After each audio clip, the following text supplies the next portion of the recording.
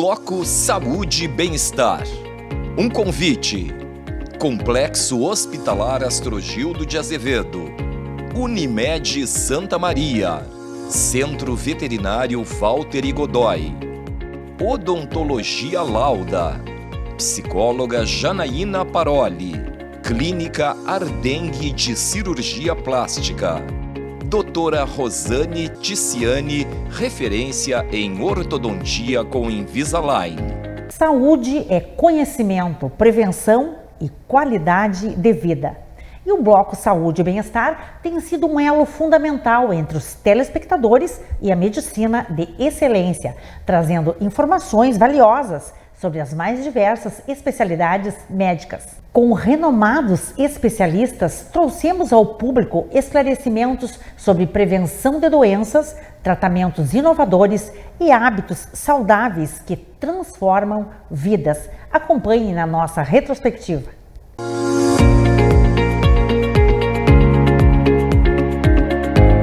A voz é produzida por uma válvula, um órgão chamado laringe. Essa laringe, quando vibram as pregas vocais, produz o som da nossa voz. Quando nós temos algum comprometimento desse órgão, nós podemos ficar com 3 funções comprometidas. As pessoas às vezes pensam que é apenas a voz, mas não. Nós podemos ter um comprometimento de laringe, podemos ter o comprometimento da voz, da nossa deglutição e da nossa respiração. A gente precisa primeiro identificar o espectro autista, né? A criança ou o jovem, às vezes até na fase adulta, precisa ver essa identificação.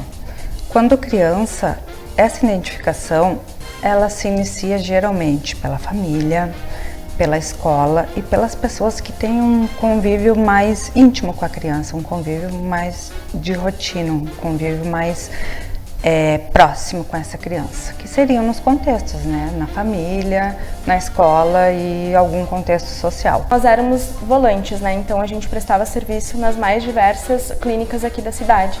E quando a gente resolveu fazer o nosso cantinho, foi com o intuito da gente abranger, né, as mais necessidades que a gente conseguiu observar no mercado, né? Sim.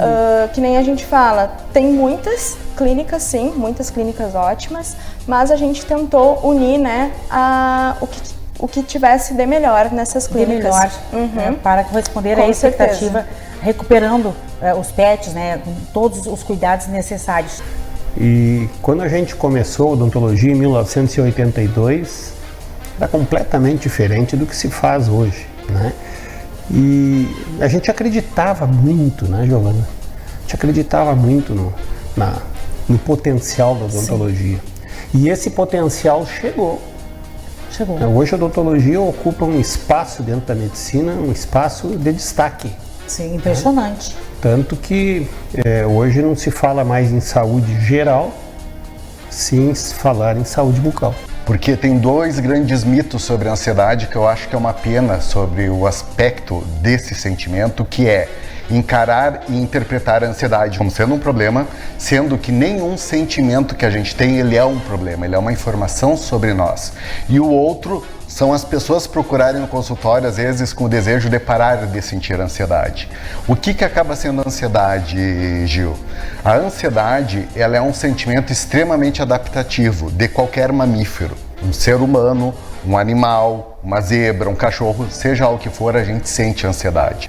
A cirurgia robótica que nós temos recentemente adquirido, mas não tão recente ainda, nós já estamos com um robô aqui no Hospital da Caridade há mais de um ano já em atuação. Existe uma equipe grande em formação, em constante estudo para a utilização dessa técnica, que é considerada a melhor técnica do mundo para vários tipos de cirurgia, inclusive para a cirurgia de próstata.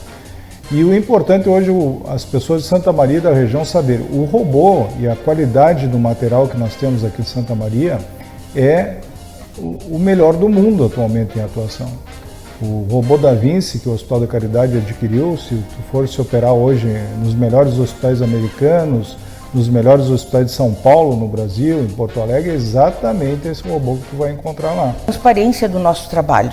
Isso nós somos muito orgulhosos por fazê-lo, porque a transparência é que nos levou e chegamos até onde estamos hoje, né? A transparência do trabalho. A gente gosta muito que as pessoas vão até a casa, conheçam o trabalho, vejam o que é oferecido, o que é feito pelas pessoas. Sim.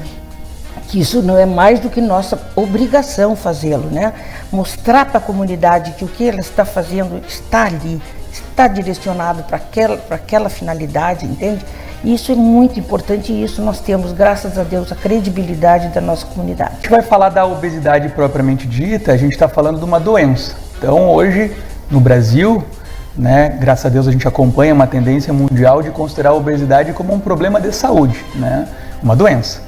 Porque não é só, eu estou acima do peso ou não estou. Na verdade, a obesidade ela parte de uma classificação.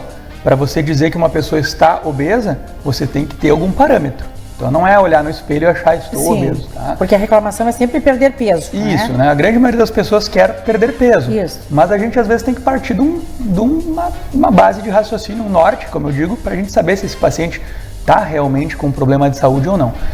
A gente sabe hoje que excesso de gordura é sempre problema, tá? Mas o quanto esse excesso de gordura vai trazer problemas realmente? Aí vem as classificações das gravidades. Obviamente hoje com as tecnologias a gente tem umas facilidades que antigamente nós não tínhamos. Então a odontologia hoje ela é pioneira, né, quando a gente está falando da digitalização do corpo humano.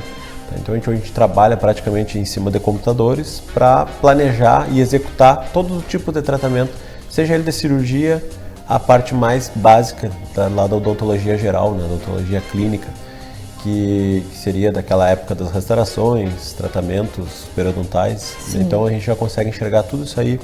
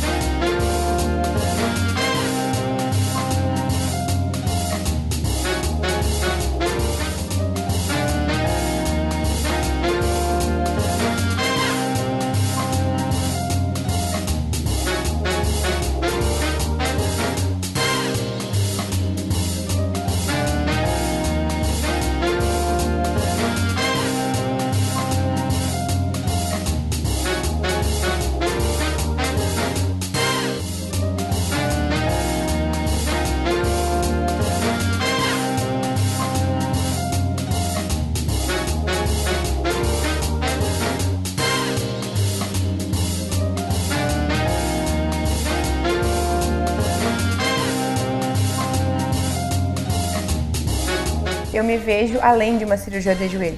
Eu me vejo responsável por ser uma geradora de saúde, geradora de bem-estar, de qualidade de vida para as pessoas.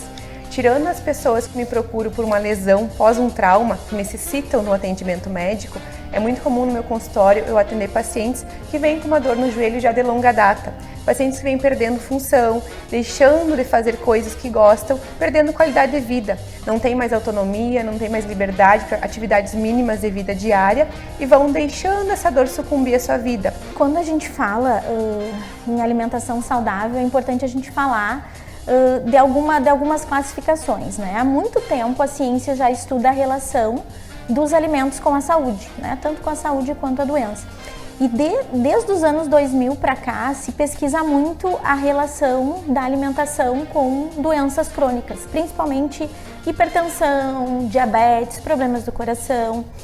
E o que se entende hoje? Inclusive tem um grupo no Brasil que é muito robusto nesse tipo de pesquisa. A gente se divide os alimentos em 4 grupos, a gente chama isso de classificação nova, tem bem esse nome. Nós precisamos falar da importância da coluna vertebral. A coluna, ela é o eixo estrutural, né, do corpo humano. Por ela, nós conseguimos nos movimentar, manter nossa postura, né? Inclinar para frente, fletir, estender, rodar, nos abaixar, nos manter em pé. Então, se nós não tivermos uma coluna adequada, em condições 100%, nós vamos ter algumas complicações. A gente ajuda, né, na reabilitação depois do pós-operatório e até o pré-operatório. E também a gente dá o suporte técnico para que a gente possa fazer com que essas pessoas voltem à atividade da vida diária, né? Sim. Que consigam executar os seus trabalhos, suas atividades físicas, de forma seu normal. lazer. A gente tem que trabalhar no diagnóstico precoce. O diagnóstico precoce envolve muitas coisas. A gente sabe que o toque retal sozinho, ele não é um diagnóstico de certeza, ele tem um índice de escape muito grande, superior a 70%. O próprio PSA. O PSA é um indicativo, um exame que nos indica que algo está ocorrendo de errado na próstata, não necessariamente o câncer. Então é uma série de fatores que nós urologistas sabemos como manejar isso, que é a deficiência androgênica do envelhecimento masculino, é abreviado como DAEM. O que é isso? Isso nada mais é que é o envelhecimento do homem. O envelhecimento do homem é acompanhado pela queda de hormônios masculinos, nesse caso da testosterona. A gente sabe que para ter uma vida sexual adequada, sem falar nos outros fatores de qualidade de vida que a testosterona influencia, é necessário ter um nível mínimo de testosterona.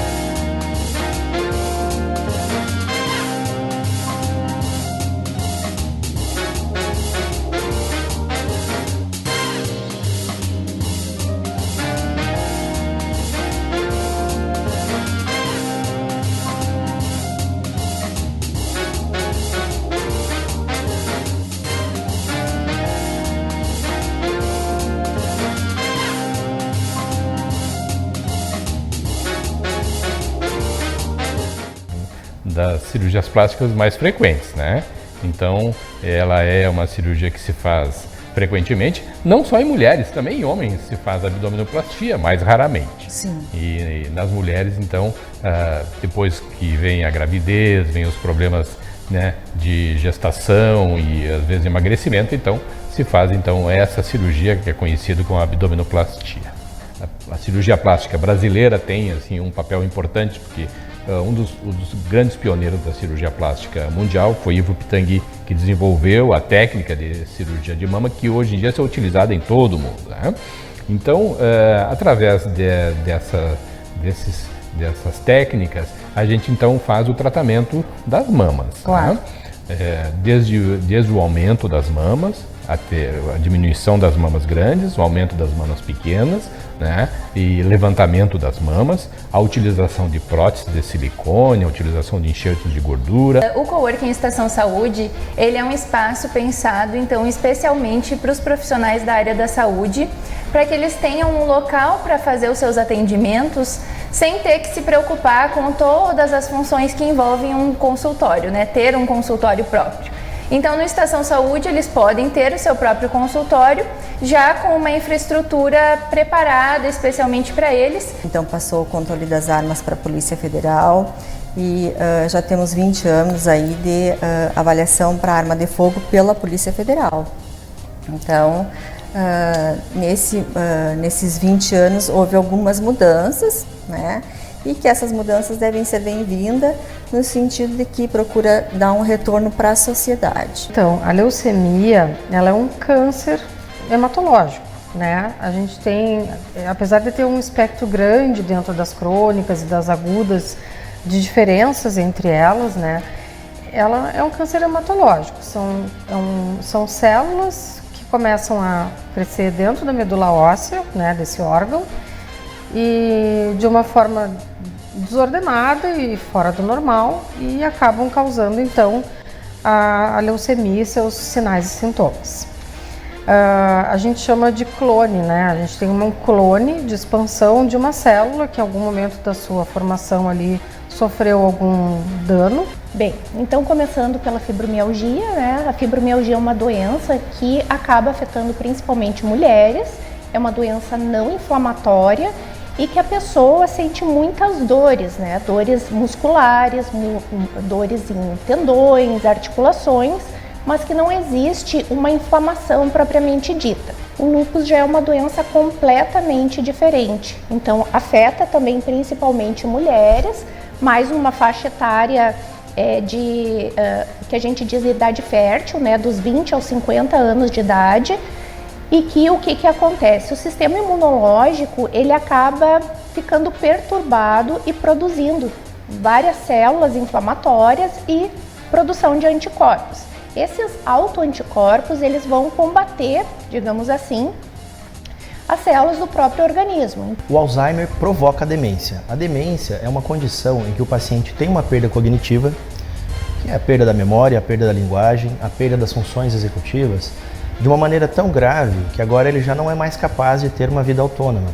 O paciente passa a não ser mais capaz, por exemplo, de ir no mercado sozinho, fazer uma compra, cuidar do seu dinheiro, cuidar dos próprios remédios.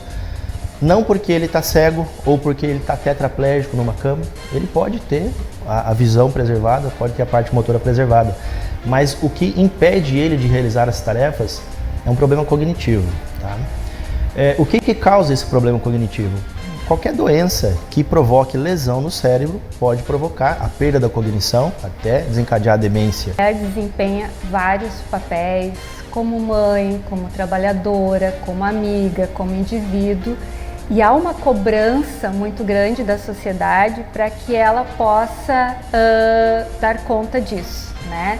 Então, no acompanhamento psicológico, no consultório, ela vai ter um espaço para que ela possa falar sobre isso, para que ela possa avaliar quais são as suas prioridades, quais são as suas necessidades também. Na realidade é um conjunto, né? Tanto a parte óssea como a parte muscular, elas vão junto.